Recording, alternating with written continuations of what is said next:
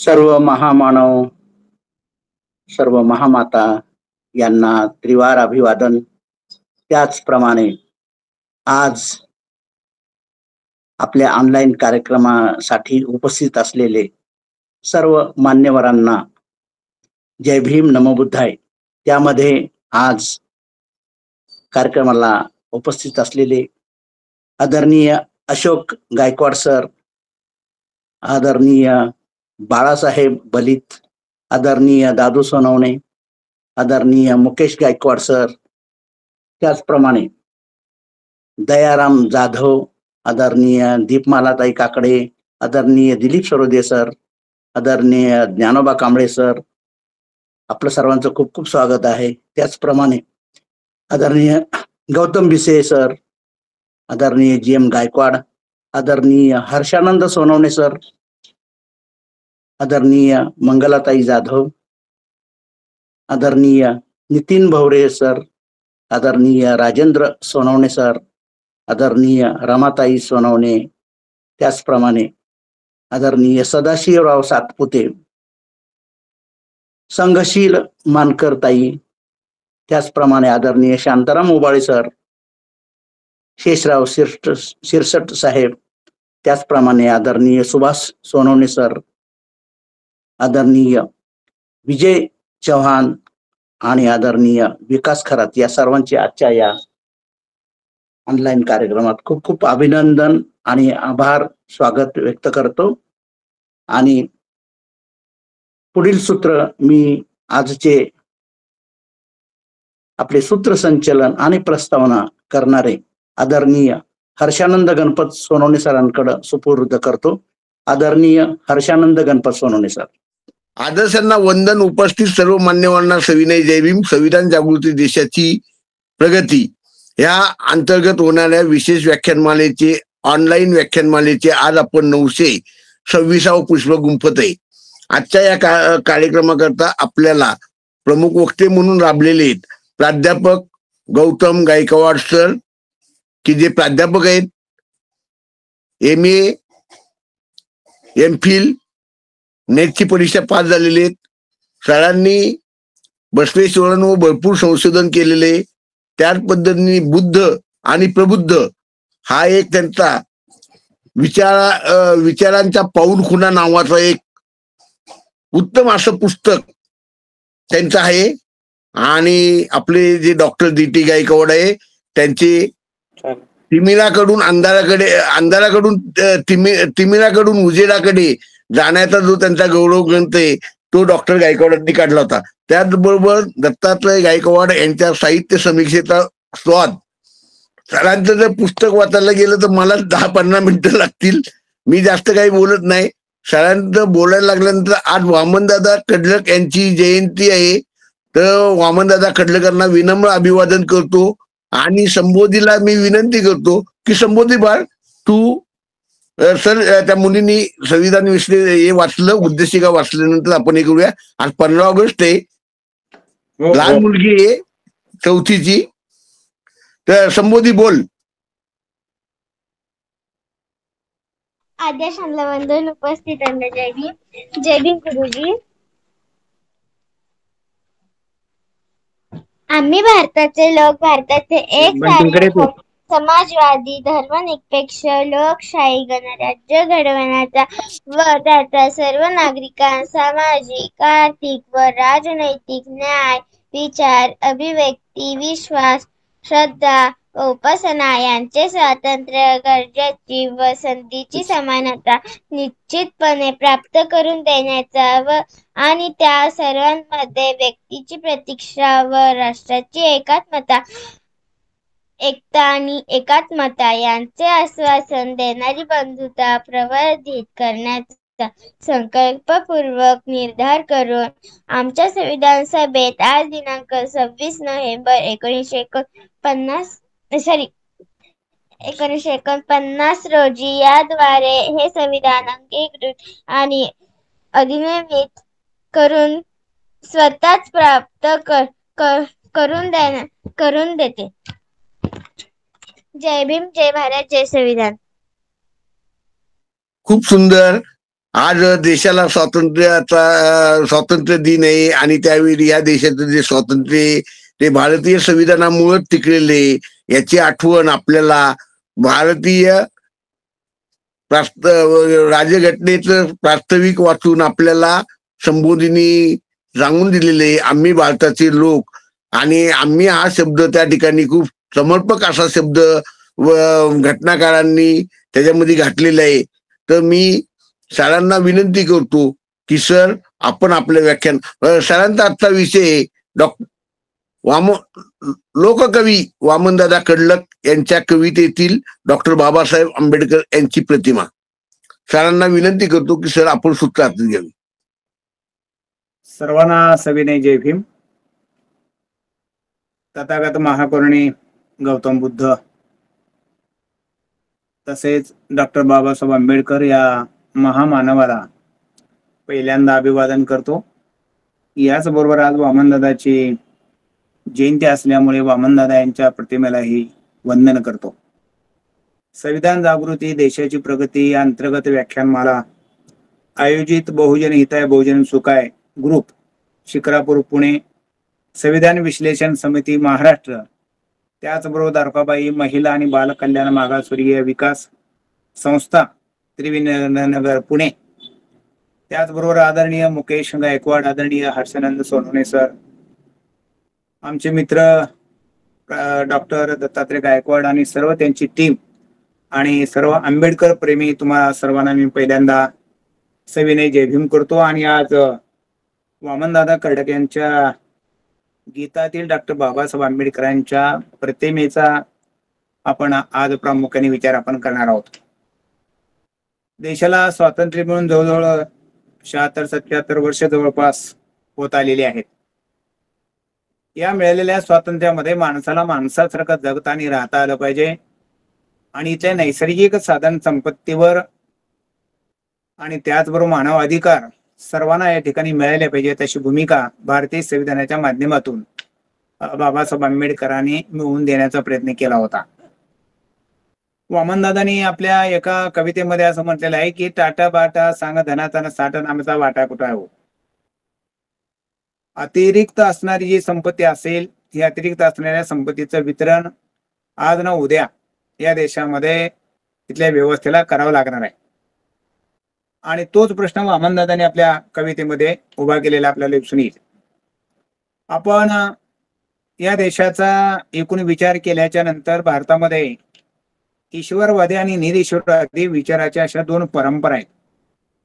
जगामध्ये ईश्वर, धर्म, नियम याच्यापेक्षाही माणूस सर्वश्रेष्ठ आहे आणि हे जग माणसाने निर्माण केलेलं आहे आणि माणसांसाठी आहे आणि मानवाचं जगणं सुखाचं करण्यासाठी बुद्ध, फुले, शाहू आंबेडकर यांनी या महापुरुषांनी प्रचंड अशा प्रकारचं कष्ट घेतलेलं आपल्याला दिसून येईल.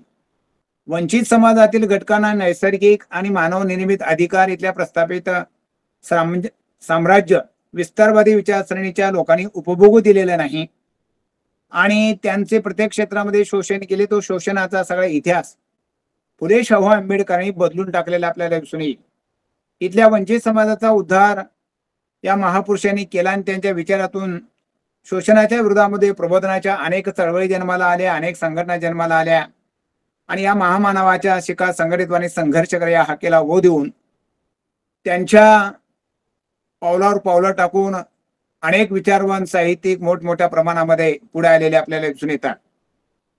आंबेडकरी चळवळीमध्ये अनेक लोकांनी, चळवळीनं, साहित्यिकांनी, विचारवंतांनी फार मोठं योगदान दिलेलं आपल्याला दिसून येईल. परंतु आंबेडकरी चळवळीमध्ये बाबासाहेब असतील, फुले असतील, शाहू महाराज असतील किंवा तथागत गौतम बुद्ध असतील, या महापुरुषांना खेड्यापर्यंत घेऊन जाण्याचा प्रयत्न या आंबेडकरी लोकगीताने केलेला आपल्याला दिसून येईल. आणि म्हणून आंबेडकरी चळवळीमध्ये बाबासाहेबांनी म्हणल्यासारखं की माझी 10 भाषण आणि कर्डकांचा एक जलसा बरोबर आहे. म्हणजे या गीतांचा फार मोठा परिणाम समाजाच्या जीवनावर झालेला आपल्याला दिसून येईल आणि म्हणून या गीतकारांचं योगदान सर्वाधिक आहे असं मला वाटतं. या समाजाला त्यांनी जागा केलं. जगातील मानव मुक्तीचं तत्वज्ञान फुले शाहू आंबेडकरी विचारामध्ये आणि त्याच्या तत्वज्ञानामध्ये आहे. जगातील शोषितांचं जगणं सुखाचं करण्यासाठी महामानवाने आपलं संपूर्ण आयुष्य वेचलं आणि बुद्ध फुले शाहू आंबेडकर विचार साम्राज्यवादी सत्ता उलटून सर्वांना सुखाने जगता येणारी अशी एक नवी समाज रचना निर्माण करता येते का, त्या अनुषंगानं हे सगळे विचारवंत बोलत असताना लिहित असताना आपल्याला दिसून येतात. म्हणजे या सगळ्या गायकाचा असो, साहित्यिकांचा असो, गीतकारांचा असो, विचारवंताचं जगणं असेल, चालणं असेल, त्यांचं बोलणं असेल, हे माणसाचं जीवन सुखी करण्यासाठी बाबासाहेबांच्या विचारानं त्या पाऊल वाटेवरून हे सर्व जाऊ लागलेले आपल्याला दिसून येईल. आणि त्याचबरोबर बुद्ध फुले शाहू आंबेडकर विचाराच्या वाटून जात असताना जगाच्या पाठीवरचा माणूस, ज्या माणसाचं शोषण करणारी कुठलीही व्यवस्था असो, कुठलाही विचार असो, तो विचार मोडून शोषण विरहित समाज निर्मिती निर्माण करण्यासाठी या महामानवाचा फार मोठे काम होतं. आणि कुणीही कुणाचा मालक नाही, कुणीही कुणाचा चालक नाही. आपण सर्व माणसं आहोत आणि माणसं म्हणून जगायला पाहिजे, माणसं म्हणून वागवायला पाहिजे, अशी एक व्यवस्था निर्माण करण्यासाठी, ही विचारधारा उजवण्यासाठी फुले शाहू आंबेडकरांनी जे प्रयत्न केला, तीच विचारसरणी वामनदादांकडे पुढे आणण्याचा प्रयत्न दादांनी केलेला आहे. खरं तर कुठलेही महापुरुष एका जाती आणि धर्माचे नसतात, एका देशाचे नसतात, एका जातीचे नसतात, अखिल मानव जातीचे खऱ्या अर्थाने असतात. आणि म्हणून ते शोषितांचे आणि वंचितांचे मुक्तिदाता असतात, पथदर्शक असतात. त्यांना कोणत्याही एका जातीची, धर्माची किंवा विचाराची मोजपट्टी लावून असं माणसांचं मूल्यमापन आपल्याला करता येत नाही. तसं करू नये. आणि केलं तर त्यामध्ये मानवहानी होताना आपल्याला दिसते आणि भारतीयांची त्या अनुषंगाने मानवहानी झालेली आपल्याला दिसते. जगामध्ये माणसांचं मूल हे गुणावरून केलं जातं, पण या भारत देशामध्ये माणसाचं मोल मात्र त्याच्या गुणावरून न करता त्याच्या जातीवरून इथं करण्याची प्रथा मोठ्या प्रमाणामध्ये आज सुद्धा जाताना आपल्याला दिसते आहे. आणि म्हणून भारतामध्ये जातीत्व असल्या कारणामुळे या देशाची एकत्व असेल, या देशाचं अखंडत्व असेल, हे धोक्यामध्ये आलेलं आपल्याला दिसून येईल. आणि इथं जातीच्या अनुषंगाने माणसं उचलली जातात, जातीच्या अनुषंगाने माणसांना सन्मान दिला जातो, हे अजूनही होताना आपल्याला दिसून येईल. जर बाबासाहेब या सवर्ण समाजामध्ये किंवा उच्चभ्रू समाजामध्ये या 3% लोकांमध्ये जर बाबासाहेब जन्माला आले असते, तर या डोक्यावर घेऊन असताना बाबासाहेबांना देवाऱ्यामध्ये नेऊन बसवला असते.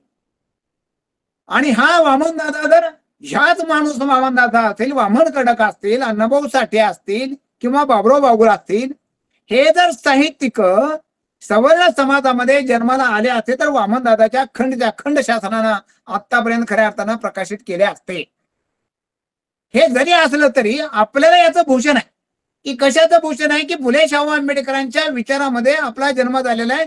या विचाराचा जाती निरपेक्ष समाज व्यवस्था कोणी कुणाचं शोषण करणार नाही अशी व्यवस्था या ठिकाणी आणण्यासारखे अनेक भाष्यकार लाभले, अनेक गीतकार लाभले आणि त्याच्यामध्ये वामनदादाचा आपल्याला आवर्जून उल्लेख करावा लागणार आहे. आणि म्हणून जसे भाष्यकार लाभले आणि ते भाष्यकार लाभल्यामुळे या बुद्ध प्रबोधांचा विचार हा गतिमान झालेला आपल्याला दिसून येईल. ही नव्या युगाची नवी बहुजन समाज सुखी करण्यासाठी जन्माला आलेले सर्व विचारवंत या काळामध्ये आपल्याला दिसून येतात. मुळामध्ये या देशाची असणारी संस्कृती ही भारतीय संस्कृती, बुद्ध धम्म संस्कृती मुळामध्ये. आणि या देशाच्या एकूण असणाऱ्या जडणघडणीचा जेव्हा आपण विचार करू तर या जडणघडणीमध्ये गौतम बुद्धाचं, डॉक्टर बाबासाहेब आंबेडकरांचं फार मोठं स्थान आहे, फार मोठं योगदान आहे. आणि मग देशाच्या प्रगतीचा, देशाच्या विकासाचा, देशाच्या सुखाचा, देशाच्या कल्याणाचा, देशाच्या समृद्धीचा असणारा जो विचार आहे, हा विचारामध्ये यांचं योगदान अधिक आहे. आणि म्हणून भारत देशाच्या आणि समाजाच्या विकासाचं एक मॉडेल जाती धर्माच्या पलीकडे जाऊन मानवहितासाठी त्याचा परीघ वाढवण्याचा प्रयत्न या सगळ्या महामानवाने केला. आणि त्याचबरोबर वामनदादा कडकडे केलेला आपल्याला दिसून येईल. म्हणून फुले शाहू आंबेडकरांच्या विचाराचा आणि चळवळीचा, संस्कृतीचा एक विचार या समाजामध्ये रुजवण्याचा मोठ्या प्रमाणामध्ये प्रयत्न या गीतकारांनी केलेला आपल्याला दिसेल. खरं तर डॉक्टर बाबासाहेब आंबेडकरांवर जगामध्ये जेवढी ग्रंथ लिहिली गेली, जेवढे भाष्य झालेले तेवढ्या महापुरुषांवर नसेल असं. आणि बाबासाहेबांवर गीत आणि गाणी एवढी लिहिलेली आहेत की जगामध्ये तेवढी गीते आणि गाणी कुठल्याही महापुरुषावर लिहिली गेलेली नाहीत. आता अशोक धवणे हा नांदेडचा एक कवी आहे. या कवीनं बाबासाहेबांच्या एक बाबासाहेब विषय घेऊन नुसत्या बाबासाहेबांवर 2021 कविता संग्रह, 2021 इतक्या कवितांचा संग्रह त्यांनी संपादित केलेला आपल्याला दिसून येईल. बाबासाहेब पाटील नावाच्या एका पाटलाने एका लेखकाने 200 कविता एका काव्यसंग्रहामध्ये प्रकाशित केलेल्या आहेत. असे कितीतरी वामनदादांनी तर 10,000 गाणी लिहिली. या 10,000 गाण्यामध्ये बाबासाहेबांच्या नावाभोवती फिरणारी जी फक्त व्यक्तिमत्वाभोवती फिरणारी गीतं 100च्या पुढे आपल्याला या ठिकाणी दिसून येतात. एवढं मोठे एक भाग्य बाबासाहेबांच्या व्यतिरिक्त दुसऱ्या महापुरुषाला लाभलेलं आहे असं मला दिसत नाही. या भारतीय समाजाचं आणि आपलं खरं वैचारिक दारिद्र्य या महापुरुषाने घालवलेलं आहे आणि त्या महापुरुषाचा विचार खेड्यापर्यंत पोहोचवण्याचा प्रयत्न या कालखंडामध्ये त्या अधिक झाला आणि त्याच्यामध्ये वामनदादाचं योगदान सर्वाधिक असं आपल्याला दिसून येईल. जिथे गाव तिथे भीमाचे नाव वामनदादांनी पोहोचवलेला आपल्याला दिसून येईल.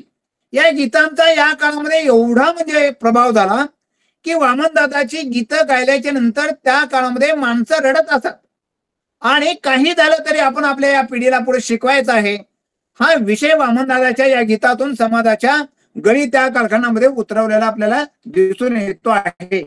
मग फुले आंबेडकरी विचाराला वामनदादा सोडून जगूच शकत नाही.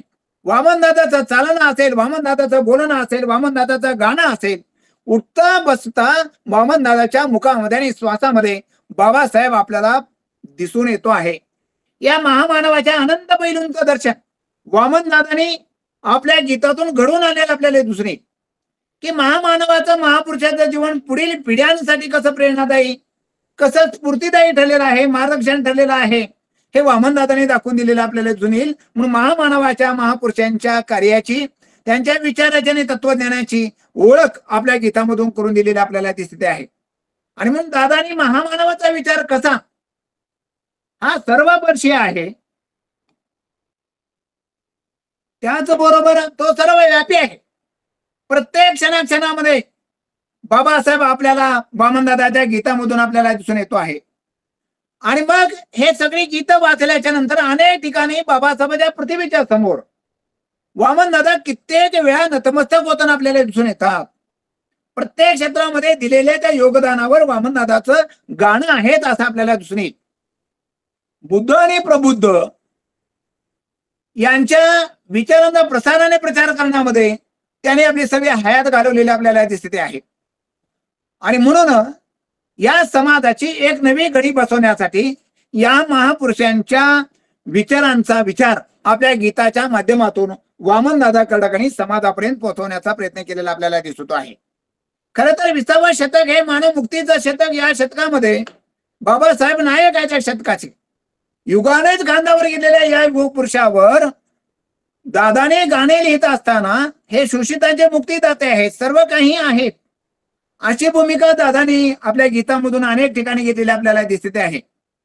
दादा जेव्हा जेव्हा बाबासाहेबांची गाणी गातात त्या वेळेला वामनदादाचं शरीर, वामनदादाचं मन आणि वामनदादाचा चेहरा सुद्धाही फुलताना आणि हलताना नसा नसामध्ये बाबासाहेब किती मुरलेला आहे हे आपल्याला त्यांची गीतं ऐकताना प्रत्यक्षामध्ये जाणवताना आपल्याला दिसेल. आम्हाला ते भाग्य लाभलेलं आहे.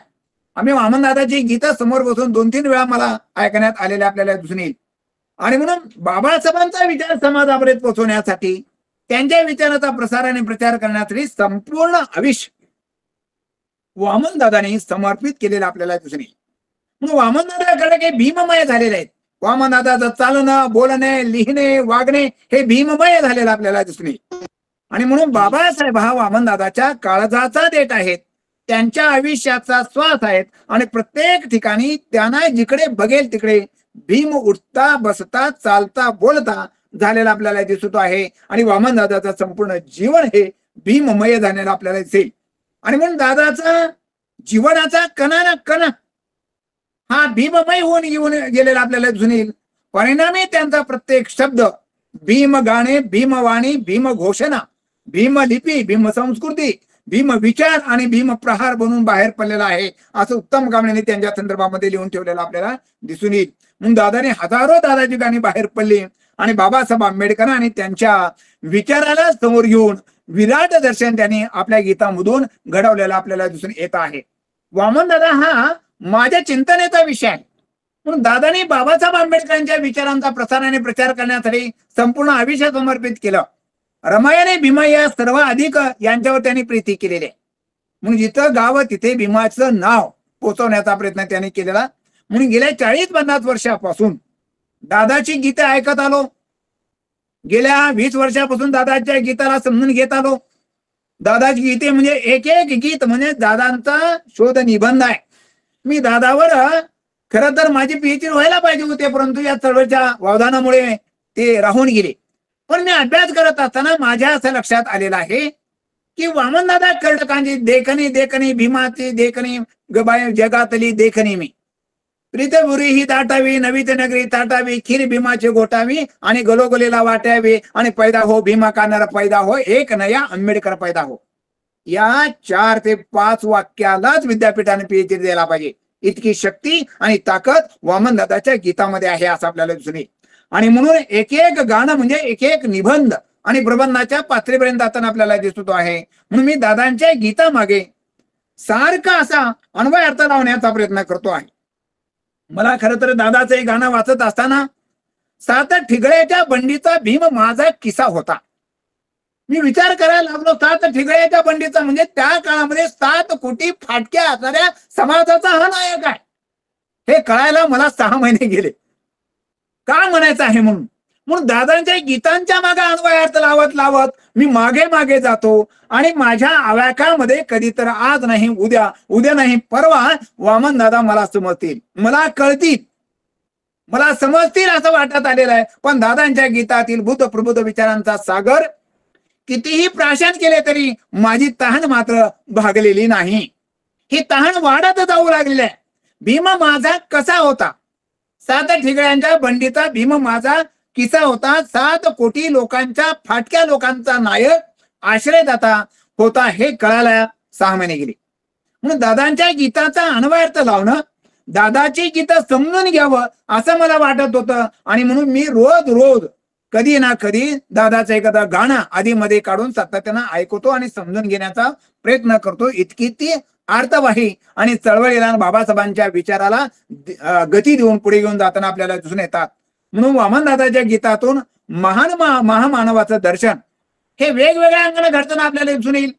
बाबासाहेबांच्या जीवनांचा, बाबासाहेबांच्या विचाराचा आणि बाबासाहेबांच्या तत्वज्ञानाचा अन्वय अर्थ लावण्याचा प्रयत्न आणि समाज मनामध्ये रुजवण्याचा प्रयत्न वामनदादांनी फार कसोशीने केलेला आपल्याला दिसून येईल. अहो, कोणाचा विचार मोठा? अनेक माणसं मोठी झालेली आहेत. त्या माणसांनी लोकभाषा वापरल्या. नामदेवाने लोकभाषा वापरल्या, बारोड्याच्या एकनाथाने लोकभाषा वापरल्या, पाली बुद्धाची लोकभाषा आहे आणि महात्मा बसवेश्वराने वचने कन्नड भाषा वापरलेली आहे. म्हणजे लोकभाषेचा वापर अधिक केला. वामन दादाची गीत सुद्धा ही लोकांच्या भाषेत बोलतात आणि ती पटकन कळतात. वामन दादाची गाणी महाराष्ट्रामध्ये कुठे असू द्या, कुणी जर गायली तर आपल्याला त्यांच्या त्या रचनेवरून लक्षामध्ये येतं हे वामन दादाचंच गाणं आहे, आपण असं ठामपणे सांगू शकतो. इतके वामन दादाची गीतं सहजपणे आपल्याला कळतात आणि आपल्या मनामध्ये उतरत असताना आपल्याला दिसून येतात. आणि म्हणून मला महामानवाची व्यक्तिरेखा दादांना कशी समजली तशी मला समजली नसेल, परंतु मी समजून घेत विश्लेषण करीत योग्य अन्वय अर्थ लावून तुमच्यापर्यंत मी पोहोचवण्याचा प्रयत्न या ठिकाणी करतो आहे. बुद्ध प्रबुद्धाच्या विचाराचे पाय ऐकून या वैचारिक वार्ता पुढे घेऊन जाण्यामध्ये उद्याचं भविष्य उधळून निघणार आहे. म्हणून जैसे ती व्यवस्था आज नाही तो कल, आज नाही तो कल जमाना बदलेगा, जरूर बदलेगा असं वामनदादांनी म्हटलेलं आहे. म्हणून बुद्ध प्रबोधना अपेक्षित असं बहुजनिता बहुजन सुखाय असा आदर्श राज्य आणि व्यवस्था ही येऊ शकते आहे. आणि तिकडे वामनदादा आपल्याला घेऊन जाताना आपल्याला दिसून येतात. फक्त आपण बाबासाहेबांच्या विचाराशी आणि त्या असणाऱ्या एकूण त्या घराण्याची आपण इमानदारीनं प्रामाणिकपणे आपण बैमान न होता आपण कार्य करत राहिलं पाहिजे वामनदादा सारखं. म्हणून मी त्यांच्यामुळेच माणसामध्ये आलो. आम्ही कोणत्याही माणसांना माणसातून उठवण्यासाठी नाही तर माणसांना बसवण्यासाठी आमचं लिहिणं आणि आमचं बोलणं असतं. आणि माणसात आज ना उद्या परिवर्तन होईल असं वामनदादाचा विश्वास असल्यामुळे बाबासाहेब लोकांच्या मनामनामध्ये, बाबासाहेब लोकांच्या घराघरामध्ये वामनदादांनी पोहोचवलेला आपल्याला दिसतो आहे.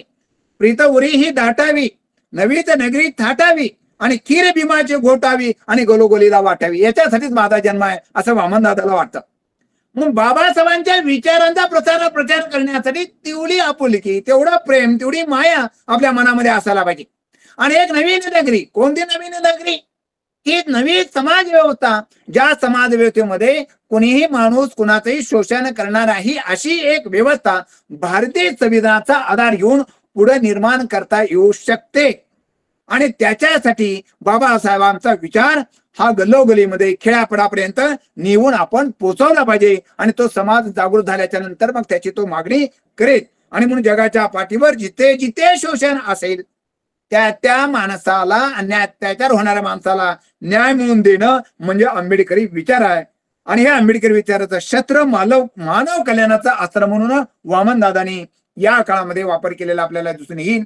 आणि म्हणून बुद्धाच्या नंतर प्रबुद्धानेच माणसाच्या मनातील अवगुण काढून निखळ माणूस म्हणून घडविलेलं दर्शन वामनदादाचं अधिक महत्वाचं आहे.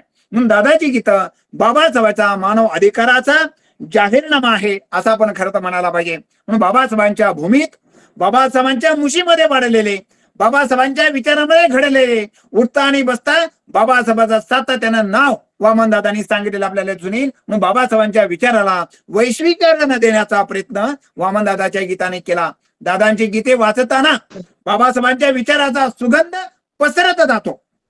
मी काय म्हणतो की बाबासाहेबांना वामनदादाची गीतं वाचत असताना बाबासाहेब आंबेडकरांच्या विचाराचा सुगंध हा पसरत जातो आहे. वाऱ्यांच्या लहरी सोबत माणसाचं जगणं प्रतिष्ठित करण्याच्या मार्गावर प्रवाहित होताना आपल्याला दिसून येतो आहे. आणि म्हणून बाबासाहेबांच्या विविध पैलूंचं दर्शन आपल्या गीतामधून घडवणारा जगामधला सर्वात मोठा हा गीतकार असला पाहिजे. म्हणून वामनदादांनी बाबासाहेबांच्या सर्वस्व, सर्वज्ञ, शिरोधार्य मानून माणसांच्या मुक्तीचं गाणं वामनदादांना गायलं. म्हणून प्रज्ञाचर्याचे सूर्यपुत्र जर कोणाला म्हणायचं असेल तर वामनदादाला आपल्याला खऱ्या अर्थाने म्हणावं लागेल. कारण जिथे सूर्य पोहोचत नाही, मी काय म्हणतो, जिथं सूर्य पोहोचत नाही तिथं बाबासाहेबांचा विचार पोहोचवणारा हा कवी आहे. जे न देखे रवी ते देखे कवी, ही उपाधी आपल्याला खऱ्या अर्थानं वामनदादाला तंतोतंत लागू पडताना आपल्याला दिसते आहे. आणि म्हणून बाबासाहेबांचा असणारा विचार, वेगवेगळे पैलू, बाबासाहेबांचं कसं संघर्षमय जीवन आहे, या सगळ्या पैलूंवर बसण्या उठण्यावर दादांनी गाणी लिहिलेले आहेत. म्हणजे बाबासाहेब आंबेडकर यांच्या जन्मापासून ते मृत्यूपर्यंत आणि मृत्यूनंतरही गाणी रचली आणि गायली गेलेली आहेत. बाबासाहेबांच्या विचारांची, दादांची गाणी या काळामध्ये वाहक ठरलेली आहेत. आणि म्हणून बाबासाहेबांचा जन्म, बाबासाहेबांचं व्यक्तिमत्व, बाबासाहेबांचं बालपण, बाबासाहेबांचं तरुणपण, बाबासाहेबांचं शिक्षण, वैवाहिक जीवन, त्यांच्या जीवनामध्ये आलेले आंदोलन, मार्चा चौदार तळे, काळाराम मंदिर, धर्मांतर, भारतीय राज्यघटना, अनेक घटनेवर की कुठलाही असा मुद्दा नाही त्याला स्पर्श वामनदादांनी केलेला नाही. म्हणून बाबासाहेबांच्या बुद्धिमत्तेवर, बाबासाहेबांच्या ग्रंथावर, बाबासाहेबांच्या राजगृहावर, बारीक सारीक घटनेवर लक्ष ठेवून गाणी लिहिलेली आपल्याला दिसून येतात. बाबासाहेबांचं दर्शन जसं जसं घडत गेलं तसं तसं दादाने सुद्धा लोकांना घडवलेलं आपल्याला दिसेल. आणि बाबासाहेबांच्या विचार वाटेवर पावले टाकत गातच शेवटपर्यंत, श्वास असेपर्यंत दादा सांगत राहिले आपल्याला दिसून येतात. म्हणून बाबासाहेब सांगणे, त्याच्यासाठी जीवन जगणे आणि त्याच्यासाठीच मरणं, याच्या व्यतिरिक्त फार मोठं कार्य नाही.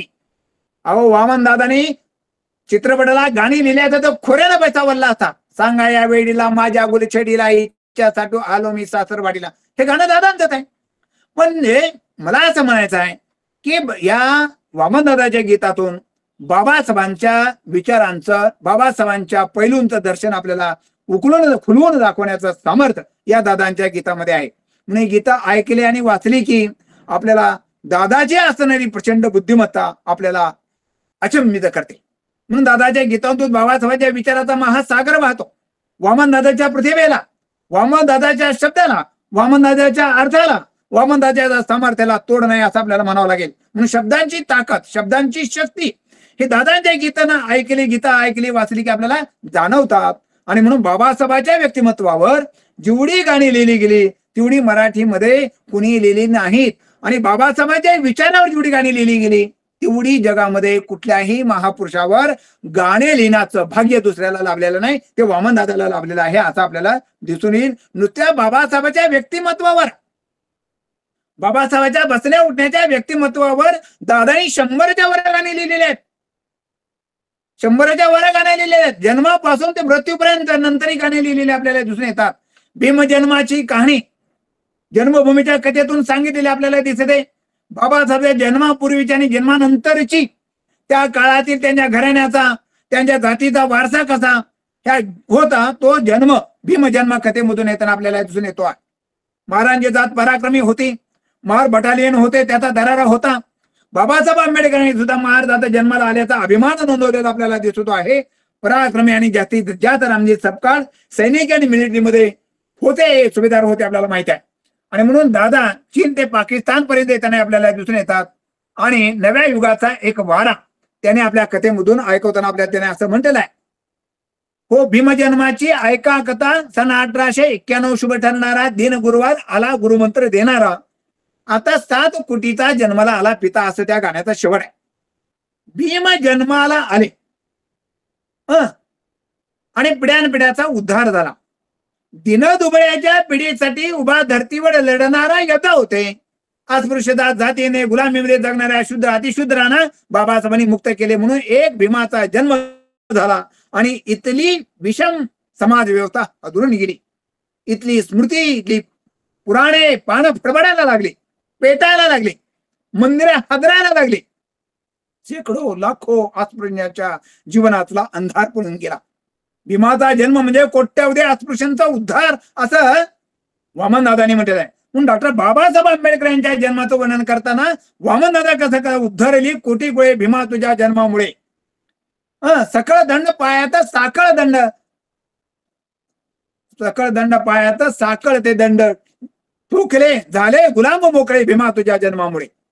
एका ज्ञाना ज्योतीने कोटी कोटी ज्योती उजळे काढो कमावळे भीमा तुझ्या जन्मामुळे. अहो भीम आला, आधार झाला आणि आपल्या जीवनातला अंधार निघून गेला. भीम जन्माने लाखो लोकांच्या पायातील साखळ दंड तुटले.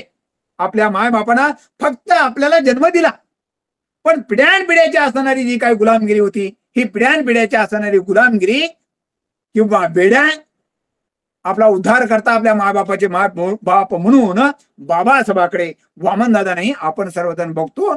आणि म्हणून या महामानवाच्या जन्मामुळे गुलाम मोकळे झाले. माणसा नसलेली माणसं माणसात आली, माणूस म्हणून जगण्याचे हक्क नाकारले गेले. ते हक्क भीमामुळे मिळाले आणि भीमामुळे माणूस झालो. म्हणून भूम जन्माआधी दलित समाजाची काय अवस्था होती बरं? वामनदादा कामतो, उज्या वृक्षात तैसा तो होता समाज, हिरवी हिरवी पाने तयाला आज अमृताची आली फळे भीमा तुझ्या जन्मामुळे. हा बदल आहे की पूजा वृक्ष एखादा वृक्ष कुदून जावा. एका शिरोळे नावाच्या डॉक्टरनं असं लिहिलंय की जळणासाठी तोडलेल्या वणक्याला भीमाच्या जन्मामुळे पालवी फुटली.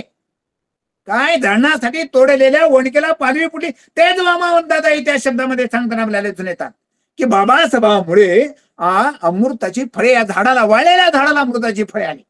मेलेला समाज उठून जागा झाला की केवळ तुझ्यामुळे. म्हणून भीम जन्मामुळे मूल्य व्यवस्था हदरून गेली. ईश्वर स्मृती पुराणे मंदिरे हदरून गेली आणि लाखो लोकांचा अंधार पळून गेला. प्रकाशमान झाले, आधार झाला, उद्धार झाला. माणुसकीचे युग जन्माला आले. पाण्याविना करपून जाणारी झाडे ज्ञानाच्या झऱ्याने हिरवीगार गेली आणि त्यात आज गोड फळे आलेली आहेत. दलितांच्या कवडीमूल असणाऱ्या जीवनाला अर्थपूर्णता प्राप्त झाली. दलितांना नव जीवन मिळालं. ही दडगे उठून बसली.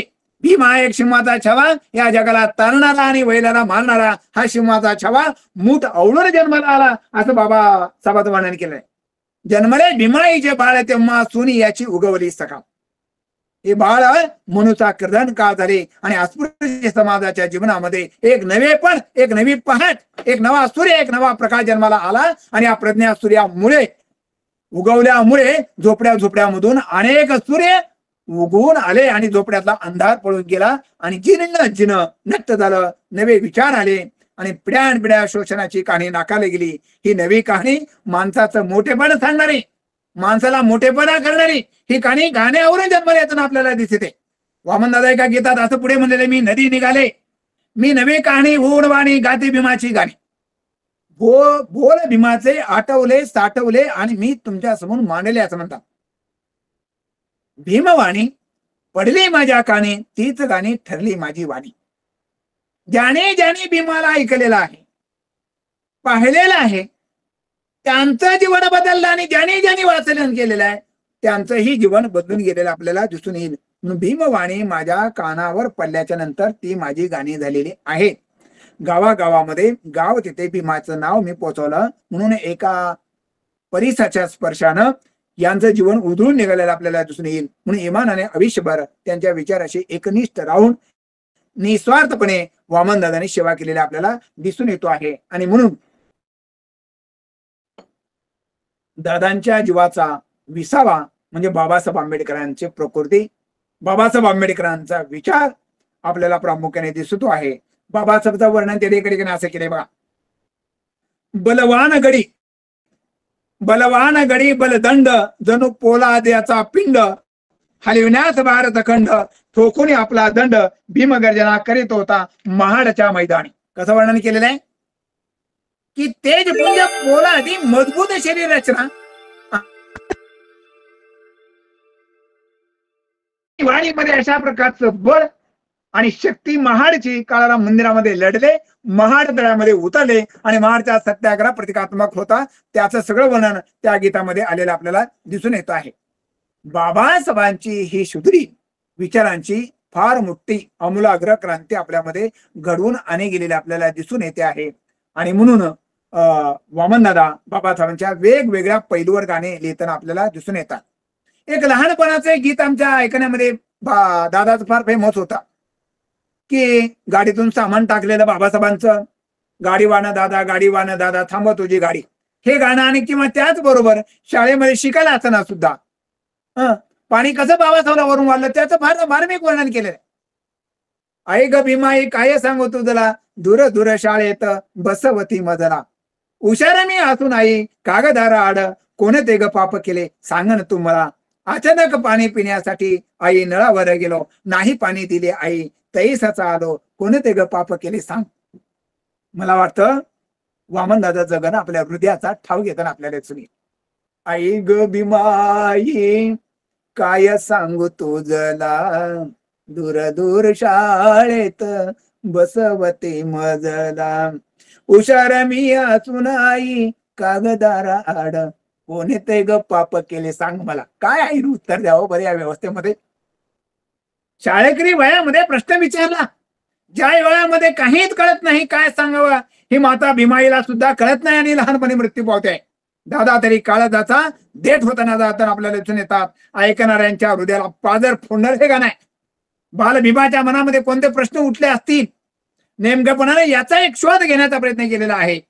पुढे शिकायला बाहेर देशामध्ये गेल्यावर बॅरिस्टर झाल्यावर बडोद्याच्या तिथं नोकरी करण्यासाठी आल्याच्या नंतर मुंबईचा एक अधिकारी राजदरबारी आला परी जात कळेना, हे गाणं त्या काळामध्ये खूप गाजर गेलेलं आपल्याला दिसून येत आहे. चवदार तळ्याच्या पाण्याने अनेकांना चेतना कशी दिलेली आहे ती महाडची ललकारी, देशात पसरली सारी उपसावून तलवारी, या एक दागरी एक होणी पेटून उठली कोटी कोटी माणसं. बाबासाहेबांच्या हकेला वो देऊन हजारो लोक महाडच्या सत्याग्रहामध्ये उतरले. हक्क मिळवून दिले. संपूर्ण दलित समाज मारू किंवा मरू म्हणून हजारो लोक घराबाहेर पडले, डोक्याला कपन बांधून रस्त्यावर लढायला उतरले.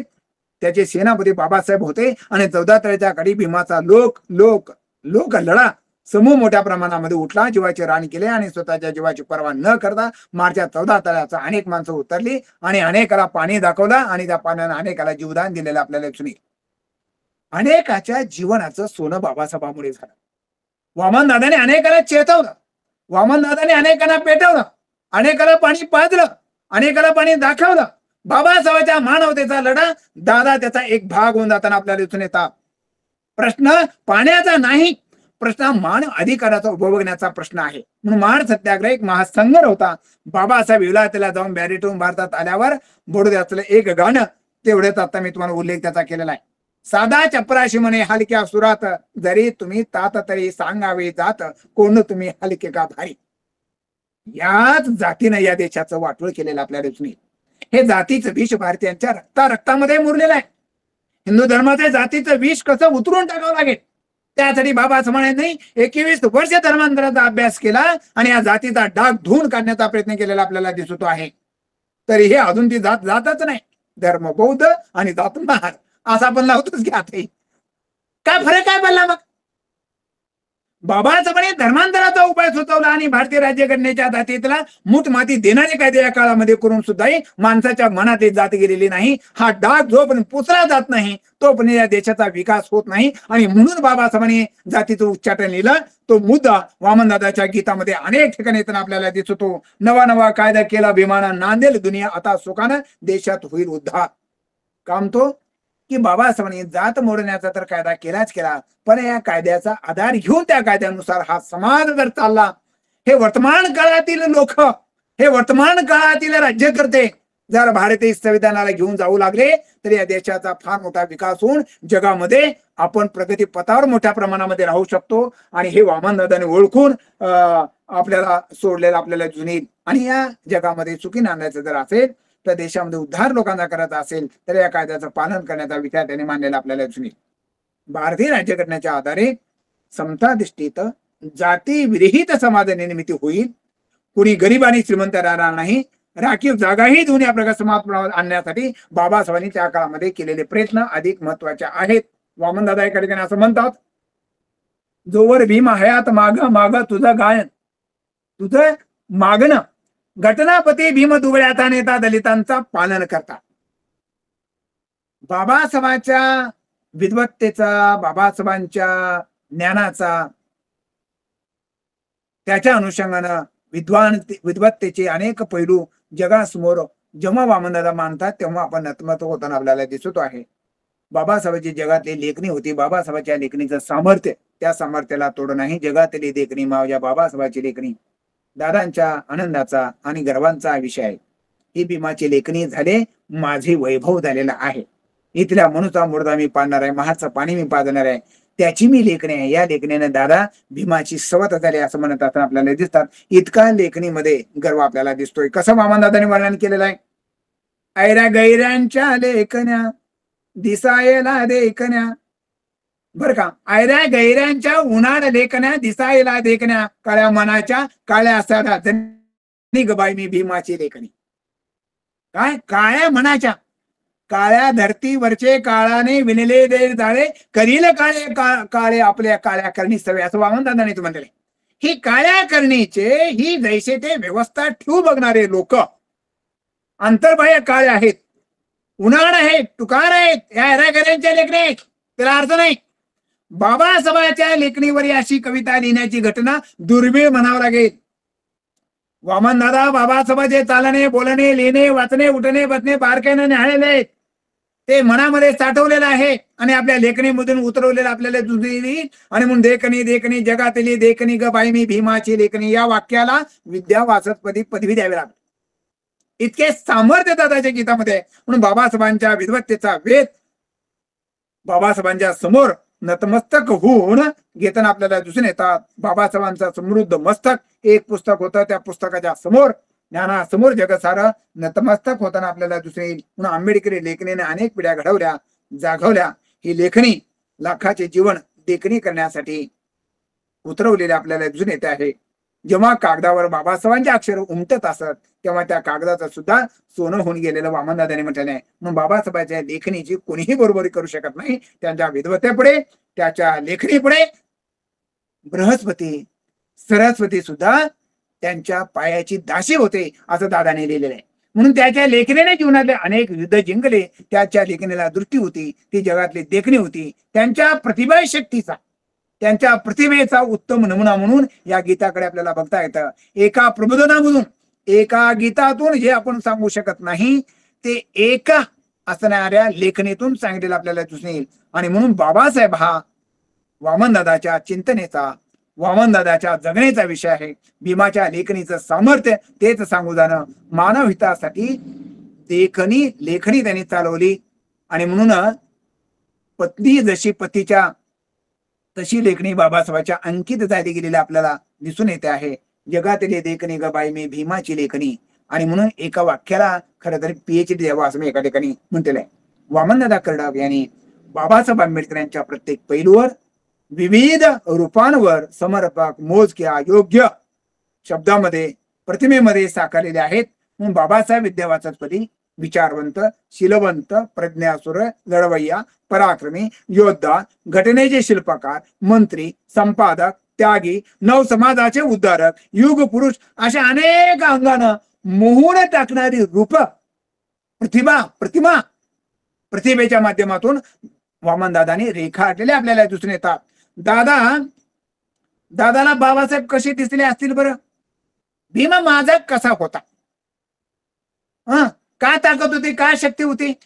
वामनदादांनी वर्णन असं केलेले, वादळी वाऱ्यामध्ये तोफेच्या दारामध्ये पाहिला भीम आम्ही रणी लढणाऱ्यामध्ये, माडच्या क्रांतीमध्ये दिलं मरदाचं जिनं, आपल्या गोंधळीनं शिकवलं पाणी पिणं. पाहिला भीम आम्ही दिल्लीला भांडताना, दिन दुबळ्याची तिथे बाजू मांडताना, पाहिला भीम आम्ही चढती पायऱ्यामध्ये. व्यक्तिमत्व विविध रूपानं नाना तऱ्हेने विकसित झालेलं बाबासाहेब आपल्याला दुसरी, ते कुठे एकीकडे प्रस्थापिताशी बांधतायत, दुसरीकडे दलित समाजाला आत्मभान आणून जागृत करत आहेत, अन्यायाविरुद्ध लढण्याची मानसिकता तयार करत आहेत, दुसरीकडे शिकण्याची भाषा करत आहेत, समाजाला प्रबोधन करत आहेत, जीवाला जीवाचं दान बाबासाहेब देत आहेत. बाबासाहेबच्या शिक्षणाचा, बाबासाहेबच्या प्रगतीचा आलेख वामनदादा चढता मांडताना आपल्याला दिसून येतात. 18 तास बाबासाहेबांनी अभ्यास केलेला आहे, त्याच्यामध्ये दग्न झालेले आहेत. त्याच्यावर गाणं आहे, साऱ्या महारामध्ये मॅट्रिक नव्हतं, कुणी यश घेऊन आली भीमाची लेखणी. एका गरीबा घरी जन्माला एक हिरा, तरी शिकवायची जिद्द उरी ठेवून अमेरिकेला प्रयाण माझ्या भीमाने केला. आता कोलंबिया वगैरे आलेल्या सगळ्या पदव्या डिग्र्या याचंही वर्णन अनेक ठिकाणी वामनदादांनी केलेलं आपल्याला दिसून येईल. शिकून पुढे जाण्यासाठी, स्वतः शिकल्याने समाजाला शिकून घेऊन जाण्यासाठी बाबासाहेबांनी जीवांचं रान केलं आणि ज्ञानिवंत झाले. आणि बाबासाहेबांनी या पडीक पडलेल्या जमिनीमध्ये प्रचंड अशा प्रकारची शक्ती निर्माण केली आणि या भूमीला नांगरून कुळून या जमिनीमध्ये चांगलं पीक घेण्याचा प्रयत्न बाबासाहेबांनी केला. आणि म्हणून बाबासाहेबांचे अक्षर या विषयावर दादाने सुंदर एक गाणं लिहिलेलं आहे. बाबासाहेबांचे अक्षर कसे असतील बरं? माणसाच्या अक्षरावरून सुद्धा आपल्याला शिस्तबद्धता, चांगुलपणा कळून येतो. वामनदादांनी काय लिहिलेलं आहे? वामनदादा असं म्हणतात की बाबासाहेबांचा अभ्यास कसा होता, अक्षर कशी होती? भीमाचं अक्षर दिसतंय मोत्यावाणी ग. कसं वर्णन केलेलं आहे? भीमाचं अक्षर दिसतंय मोत्यावाणी ग, वाचायला गेलं तर डोळ्याला येतय पाणी ग. जर बायका हे गाणे त्यांच्या आवाजामध्ये दात्याच्या चालीवर गाऊ जर लागल्या तर निश्चितपणे आपल्या डोळ्यातून पाणी आल्याशिवाय राहत नाही. झोपडीत बसून अभ्यास केला दिन दुबळ्याचा, कैवारी झाला असा विद्वान होणार नाही कुणी ग. अभ्यास कराया दिवाण बत्ती, अभ्यास केलाय अंधाऱ्या रात्री असा पुढारी होणार नाही ग. वाचाय गेलं तर डोळ्याला येते पाणी ग. घराघरात 18 पगड दारिद्र्य झोपडीमध्ये राहून दिवाबत्ती नसताना अंधाऱ्या रात्री अभ्यास केला. हे वाचल्यानंतर कुणाच्या डोळ्याला पाणी येतं? आज आम्ही त्यांच्या पुण्यामुळे महाडीत, गाडीत, आयडीत बसून जीवन जगत आहोत. गाडी, बंगला सर्व काही त्यांच्यामुळं मिळालेलं आहे. अक्षर सुंदर आहेत, पण त्यातील अर्थाची घनताही तेवढीच सुंदर आहे. अक्षर बाबासाहेबांची सुंदर आहे, तेवढीच अर्थाची गहनता सुद्धा सुंदर आहे. ते अस्वस्थ करते. म्हणून दादानी बाबासाहेबांच्या गाण्यामध्ये जीव ओतला, जीव, हे विशेष आहे. कधी माण सत्याग्रहामध्ये, काळाराम मंदिर प्रवेशामध्ये, कधी दिल्लीच्या पार्लमेंटमध्ये बुद्धाचा शिष्य म्हणून कसे वागत होते, त्याच्या विचाराला लोक कसे चरण जात होते, कसे दास होत होते, तेही फार सुंदर मान्य केलेले. पाहिला भीम आम्ही पहाडी पुरुषामध्ये, वीरा शोभणारा, वीराची भाषा करणारा भीम आम्ही बघितला. किंवा त्याचबरोबर बाबासाहेब किती पराक्रमी होते. बाबासाहेबांच्या विचाराची प्रेरणा घेऊन माणसं कशी लढत होती. अतिशय क्रांतिकारी, अतिशय स्फूर्तिदायक, अंगावर शहर आणणारे एक गाणं दादाने लिहिला. खूप लिहिले असे. त्याच्यामध्ये आणखीन एक गीत आपल्या समोर ठेवतो. गोद तिरी पडला, लढला सैनिक माझा, उघडलाच नाही काळ्या रामाचा दरवाजा, कानाची कवाड इथली उघडलीच नाही, आम्हाला हवी ती क्रांती घडलीच राहे. किंवा त्याचबरोबर दार उघड रामा, आता दार उघड रामा, पंढरीचा चोखा मेळा आला तुझ्या धामा, दर्शनाची संधी भीम मागत होता माझा, तळे बंद होते कोठे नदी बंद होती, कारण खणाची सारी रूढी अंत होती, अशा कुर होत्या श्रीरामाच्या फौजा. दार उघड रामा, आता दार उघडलाच नाही काळा रामाचा दार, कोटी काळजाचा अधिपती बाबासाहेब झालेले आपल्याला दिसून येतात. आणि म्हणून काळाराम मंदिराचा लढा जो 5 वर्ष दादासाहेबांच्या नेतृत्वावर चालला गेला, आणि त्या लढ्याचं रणशिंग फोकलं गेलं, त्याचं उत्तम वर्णन बाबासाहेबांनी क्रांतिकारक या गीतामध्ये वामनदादांनी केलेलं आपल्याला दिसून येतो आहे. कोटी लोकांचा राजा उद्धार करता, घराघरामध्ये असणारा सूर्य, त्या सूर्यावर अनेकांनी जीव ओळून टाकले, वामनदादांनी जीव ओळून टाकलेला आहे. म्हणून दादांना बाबासाहेब कुठे कुठे दिसतात. भाजी तर भीम आहे, रोटी तर भीम आहे, त्या पोटी तर भीम आहे, कोटे कोटी काळजात भीम आहे, माऊलीच्या ओटी तर भीम आहे, गावच्या नळ्याच्या तोटीत भीम आहे, सर्वांना महाडचं पाणी पाजला त्या महाडच्या पाण्यात भीम आहे, मानव मुक्तीच्या मार्गात आता भीम आहे, लाखोची दृष्टी भीम आहे, लाखोंचा सूर्य भीम आहे. कुठं नाही, सर्वत्र बाबासाहेब आपल्याला वामनदादाच्या गीतानं नेऊन बसवलेलं आपल्याला दिसून येतात. बहुजन येत आहे, बहुजन सुखासाठी सर्व थरामध्ये माणसं एकत्रित आणण्यासाठी, त्या लोकांची मुळी बांधण्याचा प्रयत्न बाबासाहेबांनी या काळामध्ये केलेला आपल्याला दिसतो आहे. भारतीय संविधानाच्या आधारे समानतेच्या पातळीवर दादांनी सगळ्या लोकांना एकत्रित आणण्याचा प्रयत्न केला. काळाशी देऊन झुंज 7 कोटी गुलामाचा उंचावाला गीता माता, भीम माझा असा होता, काय सांगू तुला भीम माझा कसा होता. सगळ्या लोकाला एकत्रित आणून, खालच्या वरच्या थरातल्या लोकाला एकत्रित आणून माणूस करणारा विचार बाबासाहेब होते. बाबासाहेब पराक्रमी कसे होते. वादळी वाऱ्यामध्ये, तोफेच्या दारामध्ये पाहिला भीम आम्ही रणी लढणाऱ्यामध्ये, पाहिला भीम आम्ही रामरथ ओढताना, पाहिला गुलामीची बीड तोडताना, पाहिला भीम आम्ही दिल्लीत भांडताना, दिन दुबळ्याची तिथे बाजू मांडताना. कुठं नाहीत. बाबासाहेबांचं जीवन एक संघर्षाची मालिका आहे. रोज रणांगणामध्ये बाबासाहेब उतरलेले आपल्याला दिसून येतात. एक क्रांती पुरुष, महारचं पाणी पिळून अनेकाची ताण भागवणारे, मानवमुक्तीचे दार खुले करणारे हे मुक्तीदाता असं वर्णन वामनदादांनी केलेलं आहे. काय सांगू तुला भीम माझा, लेकरला जशी माता तसा भीम माझा होता. लाखोचे मायबाप होते. माय लेकराचं नातं एकमेव इथं दिसेल, मायबापाचा मायबाप, बाबासाहेब आई आणि वडील एका ठिकाणी, असं फार दुर्मिळ चित्र आहे. बाबासाहेब बाप होते आणि बाबासाहेब आई होते. आमच्या मायबापाचे मायबाप होते. चंदनाच्या एक छाया आणि कापराची काया होता माझा भीमराया. चंदनाची छाया, कापराची माया, माऊलीची माया माझा भीमराया, माझ्या माऊलीची माया. हो, सुचितेला चारा देत होता सारा उभारा, पंखाची उभारी देऊन वाढवलेला आहे. भीम माऊली सर्वांची सावली झालेली आहे, सर्वांचे सर्व काही होते. आणि म्हणून बाबासाहेब आंबेडकरांच्या व्यक्तिमत्वांच्या पैलूंचं दर्शन फार सुंदर पद्धतीने रेखाटले आपल्याला दिसून येईल. काळजाचा देठ बाबासाहेब होते असंही वर्णन केलेलं आहे. भीमजीवाचा विसावा होता असं वर्णन केलेलं आहे. भीम सर्वत्र आहे असं वर्णन केलेलं आहे. आणि म्हणून बाबासाहेबांच्या वेगवेगळ्या पैलूंचं दर्शन अनेक ठिकाणी घडवलेलं आपल्याला दिसत आहे. अनेक गीत बाबासाहेबांच्या मित्रांनो आपल्याला सांगता येतं.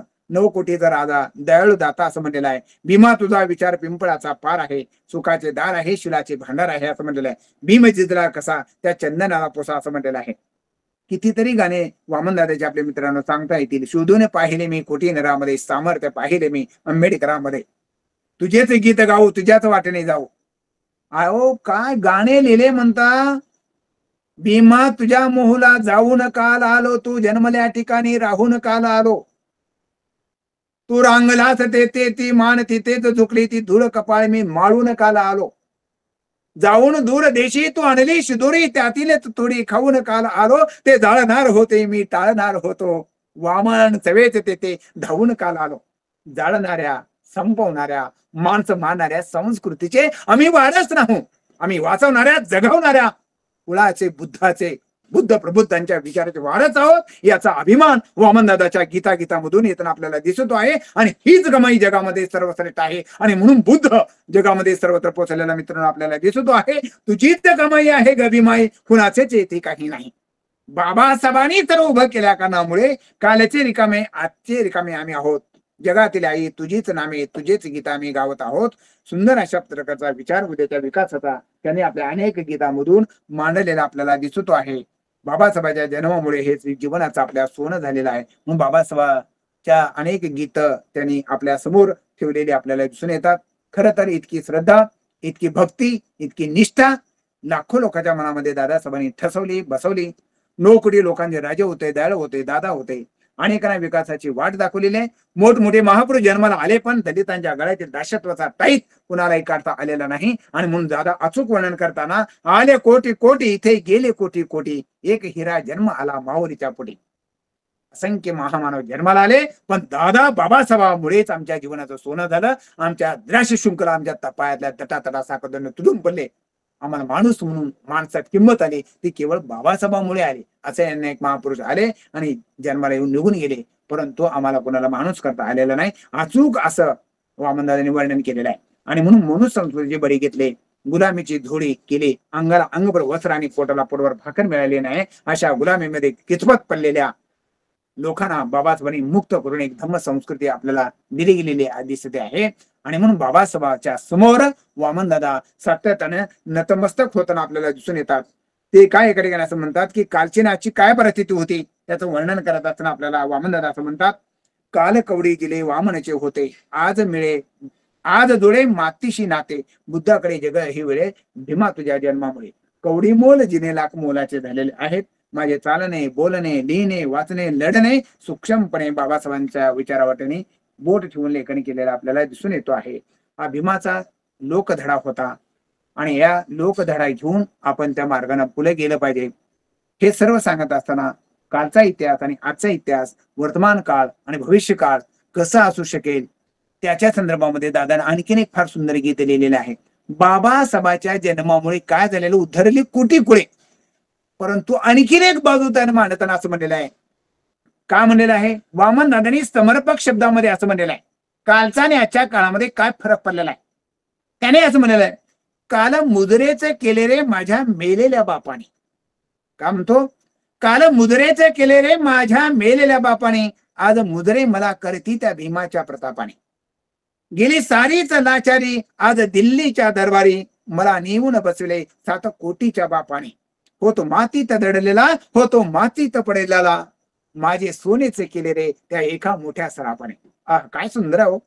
मागचा आजचा इतिहास समोर ठेवला, कित्येक पिढ्या जोहार करण्यामध्ये गेल्या, मुद्रे करण्यामध्ये गेल्या, क्रांतिकारक बदल झाला, अमानुषता नष्ट जाऊन मानुषता निर्माण आली. भीम विचाराला पर्याय या ठिकाणी राहिलेला नाही आणि बाबासाहेब आणि फुलेंची वाट या विचाराला आपल्याला सोडून पुढे याच्या कुणाला जाता येणार नाही. त्याच्यावरही सुद्धा गीत लिहिलेले आहे. फुले शाहू आंबेडकरांचा विचार प्रत्येक माणसाला, प्रत्येक शोषिताला, प्रत्येक वंचिताला याच्या पुढे घेऊन गेल्याशिवाय पर्यायच नाही. हे वामनदादांनी अनेक एका गीतामध्ये सांगितले. त्याने असं म्हटलंय, वाटा फुलेंची सोडून आंबेडकराला तोडून, तुझा चालताच येत नाही, तुझा हलताच येत नाही, वामन तुझ्या रथाला सोडून तथागताला, तुला चालताच येत नाही, तुझा हलताच येत नाही. फुले आंबेडकरांचे युग आहे. दादा आयुष्यभर या वाटेवर पावलं टाकलं. बुद्ध फुले आंबेडकर यांना सोडून या जगाला पुढे जाता येणार नाही. हे मानवाचे कल्याण करणारी दृष्टी आहे, मानवाला जगवणारी, गुलामीतून मुक्त करणारी ही वाट आहे. म्हणून फुले शाहू आंबेडकरांच्या विचारांची वाट ही काळाची गरज आहे. फुले आंबेडकरांचा युग आहे. बहुजन नेता आणि बहुजन स्वतः करणारा विचार आहे. आंबेडकरी विचाराची अचूक दृष्टी, रस्ता वामनदादाला दिसतो आहे. त्या रस्त्यावर ते गेले आणि आपल्यालाही घेऊन जाताना आपल्याला दिसून येतात आणि त्याच्यामध्ये सर्वांचं कल्याण आहे. बुद्ध फुले आंबेडकरी विचार वाटेवरून गेल्याशिवाय जग सुखी होणार नाही याची खात्री वामनदादाला पटली, नव्हे सर्वांना पटलेली आहे. या भीमपथाने जाता चिंतान जीवाची आता, गाऊन भीमाची गाथा सुखवावी जनतेने माता. विश्वास आहे. बाबासाहेबांच्या सोबत गेले, भाषण ऐकली, त्यांच्या कर्तृत्वाचा ठसा त्यांच्या मनावर उमटला. ती सगळी गाणी त्यांची ठरली गेलेली आपल्याला दिसून येईल. आणि म्हणून भक्ती, श्रद्धा, निष्ठा, निर्धार पूर्वक आपलं आयुष्य वामनदादांनी घालवलं. भीमाचे दास झाले, बाबासाहेबांचे श्वास झाले आणि त्याच्यासाठी आयुष्य घालवले. अनेकाचे संसार उभे केले आणि बाबासाहेबांच्या चरणावर माथा ठेवून त्या वाटेवर वामनदादा पावलं टाकत गेले. मानव मुक्तीचं गीत आणि मानव कल्याणाची वाट दादानी दाखवलेली आपल्याला दिसून येते. आणि या काळामध्ये बाबासाहेबांच्या अंतर्बाह्य व्यक्तिमत्वाच्या पैलूंचं दर्शन घडवलेलं आहे. बाबासाहेबांची शरीर प्रकृती बलदंड होती, बौद्धिक दृष्ट्या बाबासाहेब बलवान होते.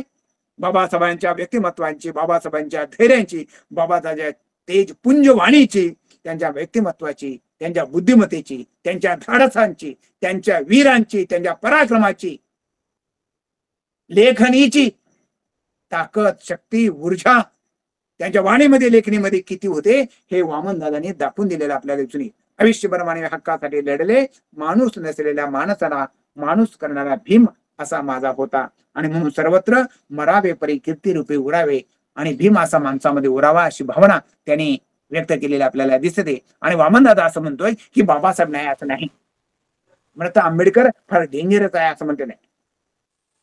आणि म्हणून बाबासाहेब नाही म्हणू नका, बाबासाहेब सर्वत्र आहे.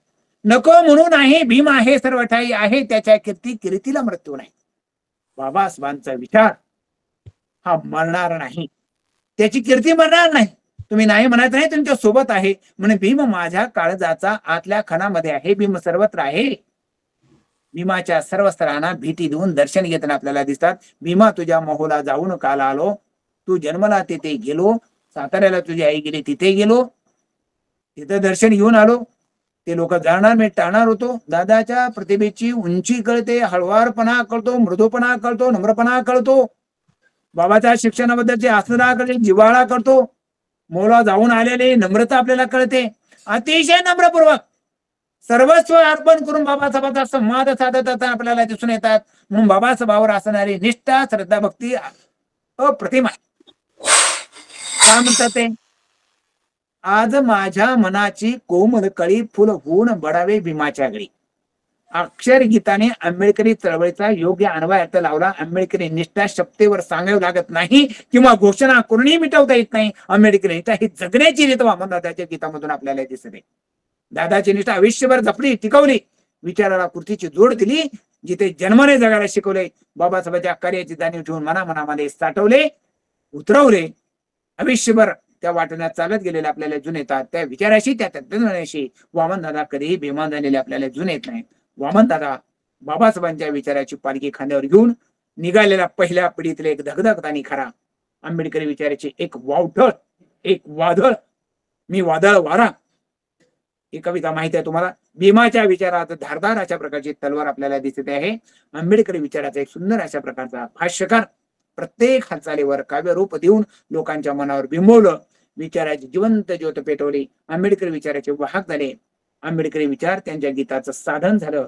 बाबासाहेबांचे महानिर्वाण होते तेव्हा लाखो लोकांच्या डोळ्यातून धारा वाहतात.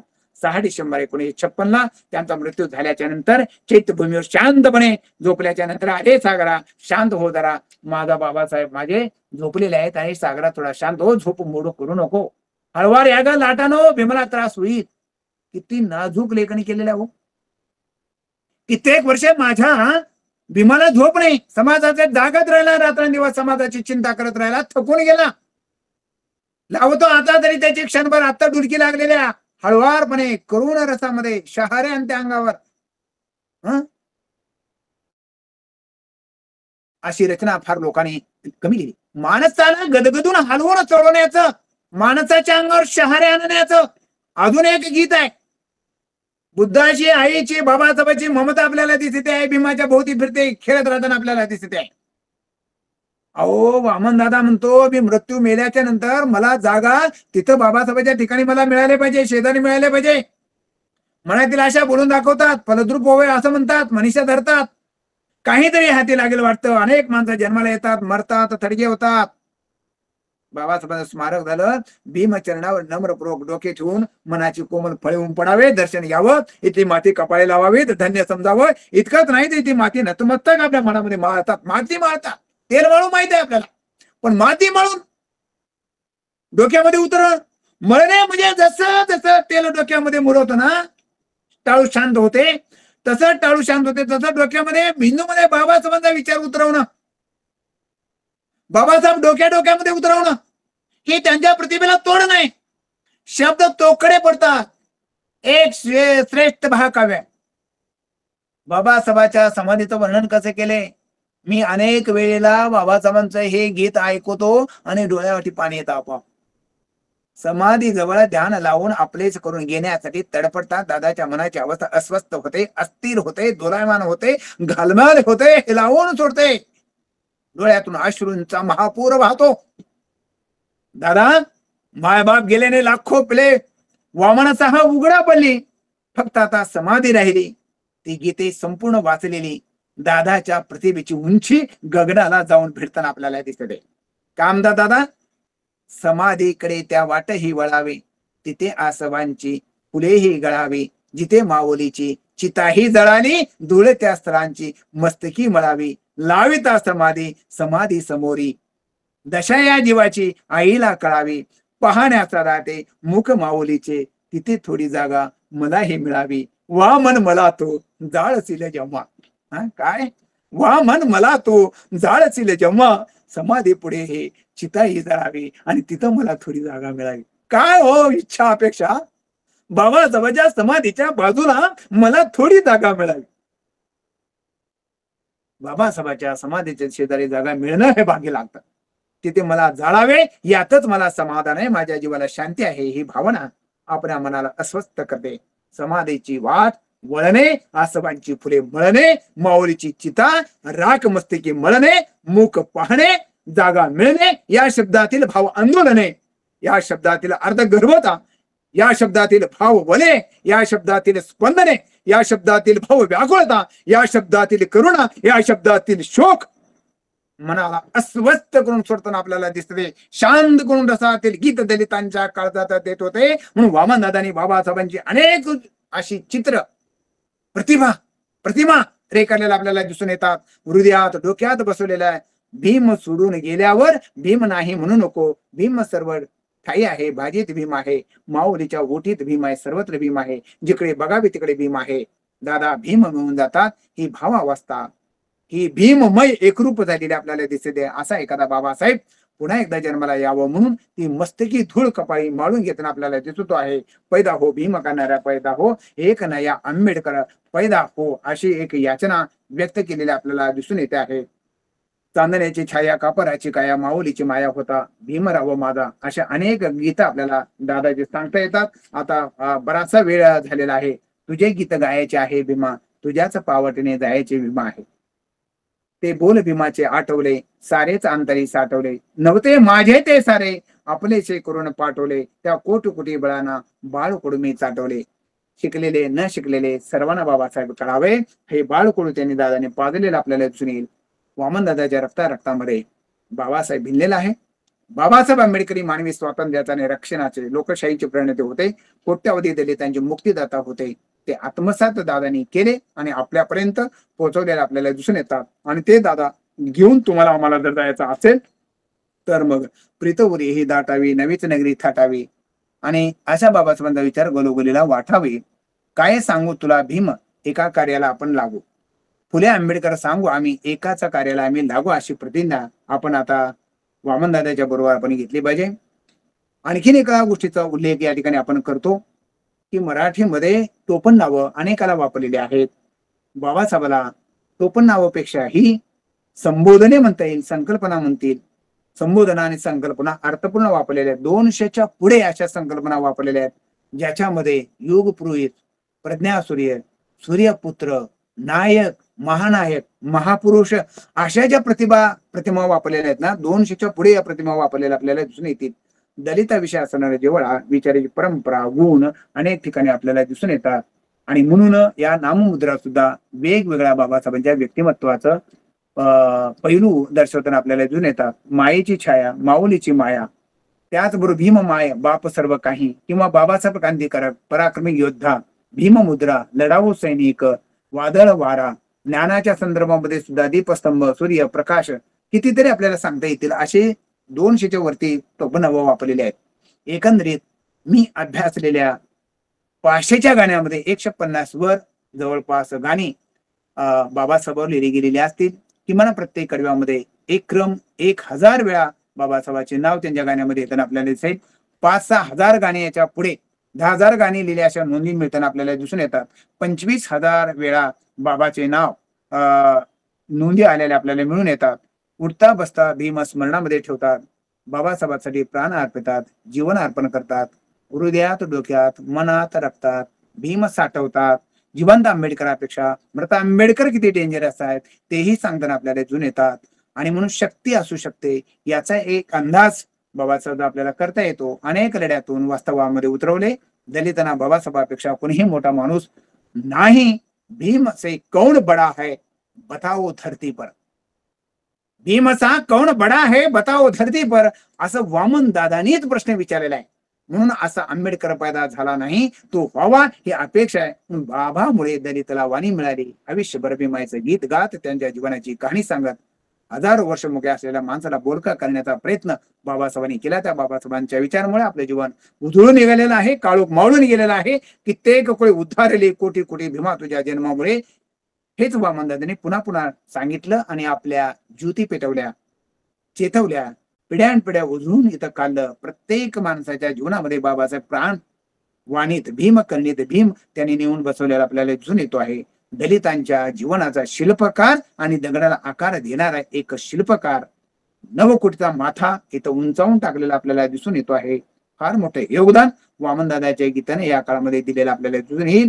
काय सांगू, कसं सांगू, किती सांगू, मला काय म्हणायचं आहे, काय सांगू, कसं सांगू, किती सांगू बाबासाहेब मी, असं वामनदादाच्या मनाची अवस्था झालेली आहे. हो, भीम एक काळोख मावळून उधळून टाकणारा सूर्य, कोट्यावधी लोकांचा माता पिता, याला आपलं जीवन दिलेलं आपल्याला दिसून येईल.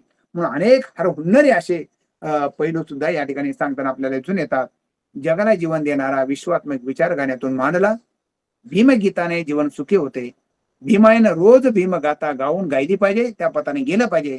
दादा अतिशय निष्ठेनं, तळमळीनं, कळकळीनं आपल्या गीतातून भरभरून आंबेडकरी विचार समाजाला दिले. अंधकरण पूर्वक भीम उतरवला, डोक्यात माळले, भीममय समाज करून टाकला. त्याचा वाटा अधिक आपल्यापर्यंत पोहोचवला. बाबासाहेबांच्या विविध पैलूंचं दर्शन इतर कोणत्याही कलावंताने एवढ्या पद्धतीनं घडवलेलं नाही, दर्शन घडवलेलं नाही, मांडलेलं नाही. हे यश दादाचं एकमेव आहे की बाबासाहेबांच्या अनेक पैलूंचं दर्शन या माणसानं घडवलेलं आहे. म्हणून हा महागीतकार आहे. अनेक रूपातून बाबासाहेबांची प्रतिमा समोर उभी करून लोकांच्या काळजात कुरून बसवण्याचं सामर्थ्य आणि कौडुमल जिन त्यांच्यामुळे झालंय हे सांगण्याचं सामर्थ्य दादांच्या गीतामध्ये आहे. आम्ही आहे तुझे संतान, तुझा वारसा, पुढे न्याव्या करू जीवाचे रान. बाबासाहेबांचा विचार जीवाचं रान करून खालच्याने वरच्या थरातला माणूस एका रेषेमध्ये आणण्याचा प्रयत्न बाबासाहेबांनी केला आणि तो विचार बाबासाहेबांचा तुमच्या माझ्यापर्यंत वामनदादांनी पोहोचवलेला आपल्याला दिसत आहे. या बुद्ध फुले आंबेडकरी विचार वाटेवर पावलं टाकून त्यांच्या विचाराचा प्रसार आणि प्रचार करणारा हा कवी आहे. तेच आपले लक्ष केंद्रित असलं पाहिजे. म्हणून बाबासाहेब आंबेडकरांनी केंद्रवरती ठेवून त्यांच्या कर्तृत्वाचं, त्यांच्या व्यक्तिमत्वाच्या पैलूंचं दर्शन वामनदादा कडकने घडवलं. म्हणून बाबासाहेब आंबेडकरांच्या अंतर्बाह्य व्यक्तिमत्वाचे विविध पैलू उडवून दाखवण्यात, लोकांच्या गळी उतरवण्यामध्ये आणि बाबासाहेब काळजाचा देठ करून सोडण्यामध्ये, बाबासाहेबांसाठी जगायचं, बाबासाहेबांची गाणी गायचं, त्यातच जीवन आपलं संपून टाकायचं आणि त्यातच मला एके दिवशी मरण यावं अशी अपेक्षा व्यक्त करत करत बाबासाहेब जिथं गाव तिथं भीमाचं नाव पोहोचवण्याचा प्रयत्न केलेला आपल्याला दिसतो आहे.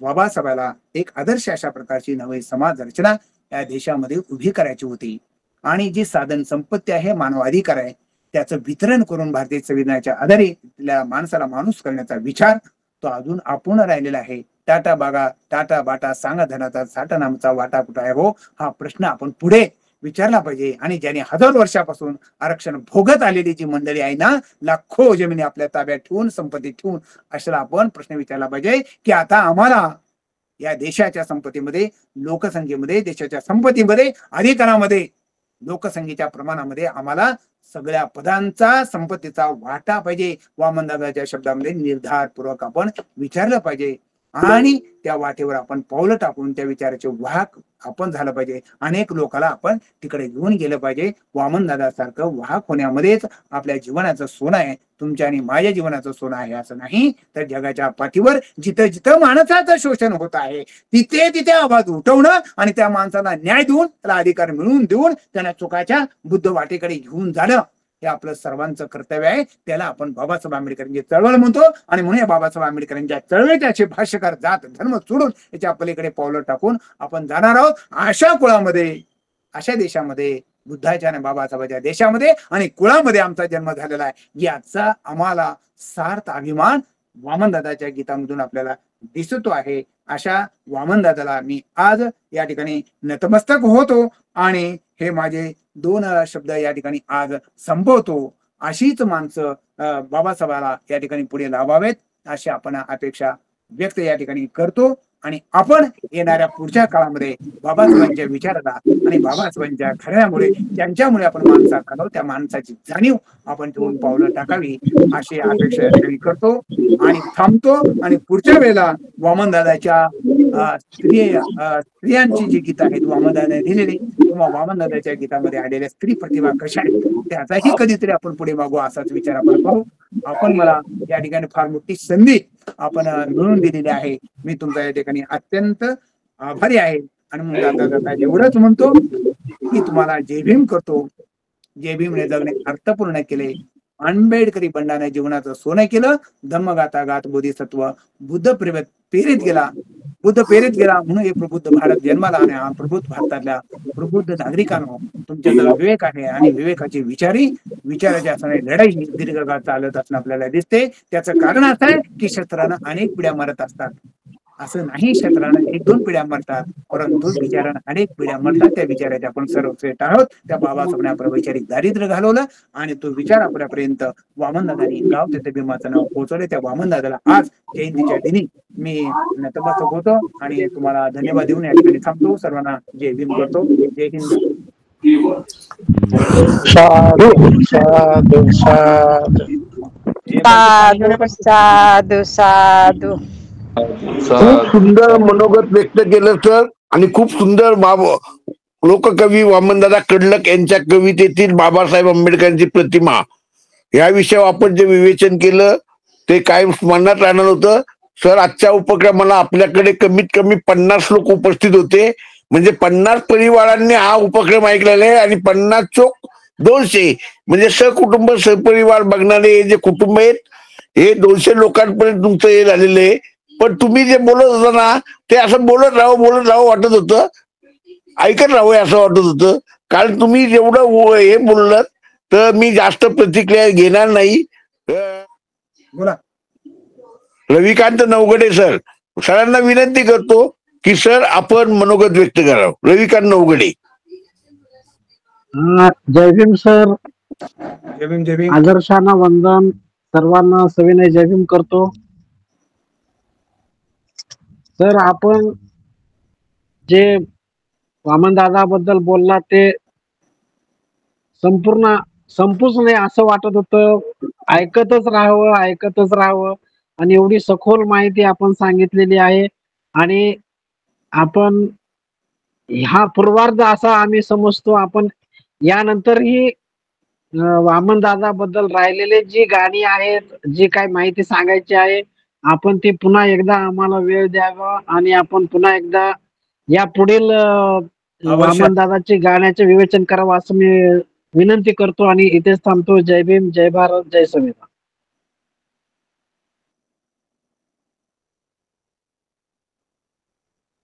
हा, सुंदर मनोगत सर. यानंतर मदन कांबळे सरांना विनंती करतो की मदन कांबळे आपण मनोगत व्यक्त करावं. ग्रुपवरील माझ्या सर्व बौद्ध बांधवांना मानाचं जय भीम.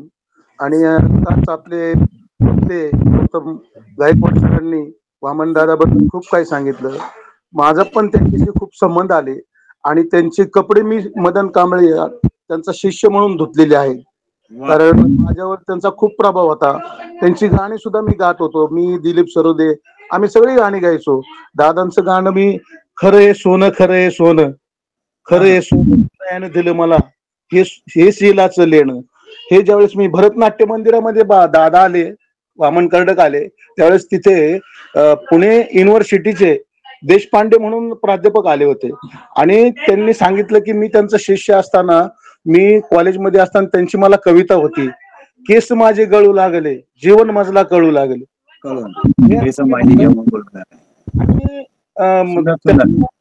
हा, खूप आता त्यांना आता तुमचं खूप कौतुक करतो. वेळ झाला, खूप बोलायचं होतं कारण मी पण गायक आहे या नात्याने. कारण मी एकच सांगतो की कित्येक वर्ष झाले दादा आमच्या मधूनही तुम्हाला जाऊनी मन गहिवरते, अश्रू तरळते. वामन दादांची प्रतिमा तुमची पाहून कारण बाबासाहेबांचे विचार महाराष्ट्राच्या कानाकोपऱ्यात पोहोचवणारे एकच कवी होऊन गेले, ते म्हणजे वामन कर्डक. त्यांच्या विचारांना तोड नाही. नतमस्तक होतो त्यांच्या ठिकाणी. कोटी कोटी प्रणाम करतो वामन दादांना आणि इथे थांबतो. जय भीम. सुंदर मनोगत सर. मी सुमनताई शिंदेना विनंती करतो की ताई आपण मनोगत व्यक्त करावं. आपण हँड राईज केला, मी मान्य, मी डोनर माणसांना सांगितलं होतं तुम्ही माईक चालू करा आणि बोला ताई. हा, महामानवांना वंदन. सर्वांना जय भीम सर. सरांचं व्याख्यान आज एवढं सुंदर होतं. खरंच उद्धारले कोटी कुळे भीमा तुझ्या जन्मामुळे आणि मरावे परिकीर्ती रूपी उरावे, हे एवढं सुंदर सांगितलं सरांनी. अप्रतिम सरांना पुन्हा एकदा जय भीम करते आणि थांबते. जय भीम, नमो बुद्धाय, जय भारत. जय भीम. साधू साधू. धन्यवाद ताई, खूप सुंदर मनोगत व्यक्त केलं. मी अशोक गायकवाड सरांना विनंती करतो की सर आपण आपलं मनोगत व्यक्त करा. आदर्शांना वंदन, मान्यवरांना क्रांतिकारी जय भीम. खूप छान. बाबासाहेबांच्या जीवनावरती जेवढी गाणी गाताल तेवढी कमीच आहे, पण बाबासाहेबांचं पुण्य सर्वांनाच लागल. फार छान. गुरुजींनी जेवढे बी गाणे गायले 200च्या वर, आम्हाला कधी माहिती नव्हतं एवढे गाणे. तुम्ही आज आम्हाला खूप खूप छान सांगितलं सर. तुमचा मी फार ऋणी आहे, आभारी आहे. लय धन्यवाद सर. जय भीम, नमो बुद्धाय, जय भारत, जय संविधान. माया इंगळेताई, माया इंगोले, आपल्याला मी हे करतो. आता तुम्ही हात केला तर हे होईल, तुमचा अन्याय होईल, पण तुम्ही मनोगत व्यक्त करा. माया. हॅलो सर, आवाज येत आहे का? हा येतोय, बोला. सर्व महामानांना अभिवादन करून आणि उपस्थित सर्वांना जय भीम करतो. आजचे हे जे प्रवचन झालं, अतिशय सुंदर असं प्रवचन झालं. आणि बाबासाहेबावरले जे काव्य आहे, अथांग असं सागरासारखं काव्य आहे आणि काही वर्षापासून ते चालू आहे, पण ते सरत नाही. म्हणजे बाबासाहेबाचं जे कार्य आहे, ऋण आहे, ते कधी सरत नाही, अनंत सारखं आहे. आणि जे वामनदादा कर्डकनाचे खरोखर बाबासाहेबांनी म्हटलं होतं की वामन दादाचं एक गाणं ते 100 भाषणासारखं आहे. आणि खरोखर बाबासाहेब फुले शाहू आंबेडकरी चळवळ गाण्याच्या प्रबोधनातून काम केलं आणि त्यांना पण मी तीव्र वंदन करतो आणि माझं इथंच थांबतो आणि सर्वांना जय भीम. धन्यवाद इंगवले. मी कधी कधी असं म्हणलेलो आहे, म्हणजे बाबासाहेब आंबेडकर ही एक इंडस्ट्रीज आहे. ह्या इंडस्ट्रीनी पहिली पिढी कवींनी घडवली, शाहिरांनी घडवली आणि या शाहिरांनी बाबासाहेब आंबेडकरांची चळवळ तळागाळातल्या लोकांपर्यंत नेली आणि त्याचे वारस म्हणजे आता जे मदन कांबळे असतील किंवा दिलीप सरोदे असतील किंवा आपले मारुती सरोदे असतील, ह्या प्रभाकर पोखरीकर असतील, ह्या लोकांनी ही चळवळ आतापर्यंत आणलेली आहे. नवीन नवीन गायक येत असतात, पण खूप सुंदर वामनदादाची गीतं गायलं नाही तर तो कार्यक्रम यशस्वी होत झालाच नाही असं वाटतं. आणि वामनदादा बाबासाहेब आंबेडकर आम्हाला समजले नाही असंही वाटतं. मी आता जास्त काही बोलत नाही, पण सर तुम्ही खूप सुंदर दिला. मी तुम्हाला एक विनंती करतो सर, महात्मा फुलेंबद्दल तुम्ही आम्हाला एखाद्या वेळेला हे करा की वामनदादा कडलक यांच्या गीतामध्ये आलेले महात्मा फुलेंबद्दलचा उल्लेख. Okay okay okay. आणि मी उद्याच्या कार्यक्रमाची रूपरेषा सांगण्याकरता मुकेश मानी गायकवाड सरांना हे करतो आणि त्यांचा परत विनंती करतो की आपणच आभार मानणार नाहीत. दादा हे करतात, लिंक पाठवतात, आपल्या सगळ्यांना एकत्र जोडतात, त्याबद्दल मी दादांचे हे करतो, आभार मानतो. कारण नंतर माझ्याकडे आली सुटतही हे करेन, पण मुकेशजींना फोन करतो की उद्याच्या कार्यक्रमाची रूपरेषा. आणि या कार्यक्रमाचे आयोजक असतात बहुजन हिताय बहुजन सुखाय ग्रुप शिक्रापूर, द्वारकामाई महिला व बालकल्याण मागासवर्गीय विकास संस्था त्रिवेणी नगर पुणे, बहुजन हिताय बहुजन सुखाय ग्रुप शिक्रापूर आणि संविधान विश्लेषण समिती महाराष्ट्र राज्य, ह्या सगळ्या यांना मी आभार मानतो. आणि पुढील सूत्र मुकेशजींच्या हातात देतो. मुकेशजी. धन्यवाद गुरुजी. पुढच्या आदर्शांना वंदन. उपस्थित आजचे प्रमुख वक्ते आदरणीय प्राध्यापक गौतम किरबा गायकवाड सर, की जे आपल्याला लोहारा जिल्हा धाराशिव या ठिकाणून आपल्याला मार्गदर्शन केलं. खऱ्या अर्थानं आज 15 ऑगस्ट आणि 15 ऑगस्टच्या दिवशी खऱ्या अर्थानं महाकवी वामनदादाचं, लोककवी वामनदादाचा जन्मदिन, आणि या जन्मदिनाच्या निमित्तानं आपण हा आजचा विषय या ठिकाणी ठेवलेला आहे. बऱ्याच गीतांमधून खूप महत्वाचा जो अर्थबोध आहे तो आज या ठिकाणी आपल्याला गायकवाड सरांच्या माध्यमातून सगळ्यांना समजला. खूप छान असा विषय या ठिकाणी झालेला आहे. गुरुजींचा मला वाटतं गुरुजींनी याच्या अगोदर देखील 2 ते 3 विषय आपल्या या उपक्रमामध्ये दिलेले आहेत आणि यानंतर देखील आता आदरणीय हर्षानंद सरांनी सांगितल्याप्रमाणे तो विषय देखील आदरणीय गायकवाड सर आपल्याला नक्कीच देतील. या ठिकाणी जो अनमोल वेळ या ठिकाणी आपण आपल्याला गायकवाड सरांनी दिला त्याबद्दल सर्व समितीच्या वतीनं गायकवाड सरांचं मनापासून आभार मानतो, धन्यवाद देतो. अशीच आपण या ठिकाणी वेळोवेळी आम्हाला मार्गदर्शन करावं असं पुनश्च एकदा या ठिकाणी विनंती करतो. त्याचप्रमाणे आजचं खरं अर्थानं जे सूत्रसंचालन केलं त्याचप्रमाणे सूत्रसंचालन असेल किंवा जी गुरुवारची प्रमुख वक्त्यांची जी जबाबदारी आहे असे आपले संविधान विश्लेषण समितीचे सदस्य आणि ज्यांना आपण आपण समितीचे कोहिनूर हिरो संबोधतो असे हर्षानंद सोनवणे गुरुजी खऱ्या अर्थानं जिथं कमी तिथं आम्ही अशा पद्धतीचा आपला जो बोध आहे तो आदरणीय हर्षानंद सरांच्या माध्यमातून आपल्याला पाहायला मिळतं. जिथं कमी तिथं नक्कीच हर्षानंद सर उभे असतात. अगदी कित्येक दिवसापासून सरांनी खूप महत्वाचं असं या ठिकाणी काम या ठिकाणी सर करत आहेत. सरांचं मनापासून धन्यवाद व्यक्त करतो. त्याचप्रमाणे आदरणीय डी.टी. गायकवाड सर की ज्यांच्या माध्यमातून खऱ्या अर्थानं बरेचसे आपल्याला वक्ते या ठिकाणी भेटतात त्यांचं देखील मनापासून आभार मानतो. आज ज्यांनी छान असं स्वागत केलं असे आपल्या संविधान विश्लेषण समितीचे सदस्य आदरणीय अरविंद लिंबा जगताप सर त्यांचं देखील मनापासून आभार व्यक्त करतो, धन्यवाद व्यक्त करतो. आज 15 ऑगस्ट आणि या 15 ऑगस्टच्या निमित्तानं खऱ्या अर्थानं जे उद्देशिकेचे वाचन या ठिकाणी आपल्या या भीमकन्याने केलेलं आहे ते म्हणजे संबोधी अर्जुन काकडे की जे उत्तम नगर पुण्याहून आपल्याशी संवाद साधला, जिने छान असं उद्देशिकेचे वाचन केलं तिचं सुद्धा मनापासून आभार मानतो. त्याचप्रमाणे जे आपले आयोजक ग्रुप आहेत बहुजन हिताय बहुजन सुखाय ग्रुप शिक्रापूर पुणे, संविधान विश्लेषण समिती महाराष्ट्र राज्य, त्याचप्रमाणे द्वारकामाई महिला व बाल कल्याण मागासवर्गीय विकास संस्था त्रिवेणीनगर पुणे या आयोजक ग्रुपचे देखील मनापासून आभार मानतो. संविधान विश्लेषण समिती त्याचप्रमाणे आपले सर्व जिल्हा प्रचार प्रमुख त्यांचं देखील मनापासून आभार मानतो. आणि ज्या आपल्या मान्यवरांनी आपले मनोगत व्यक्त केले त्यामध्ये आदरणीय रविकांत नवगडे सर की जे लोहारा उस्मानाबाद म्हणजे धाराशिव येथून त्यांनी आपलं मनोगत व्यक्त केलेलं आहे त्यांचं देखील मनापासून आभार. मदन कांबळे सर येरोडा पुणे, त्याचप्रमाणे सुमनताई शिंदे खडकवासला पुणे, त्याचप्रमाणे मायाताई इंगळे त्या ज्या नावावरून आपल्याला मनोगत आलं त्यांचं देखील मनापासून आभार मानतो. त्याचप्रमाणे आजच्या या आपल्या उपक्रमामध्ये जे महत्वाचे असणारे श्रोते त्यांचं देखील मनापासून आभार व्यक्त करतो. त्यांच्या माध्यमातून खऱ्या अर्थानं श्रोते नसतील तर आपल्या उपक्रमाला कसलाही अर्थ राहत नाही.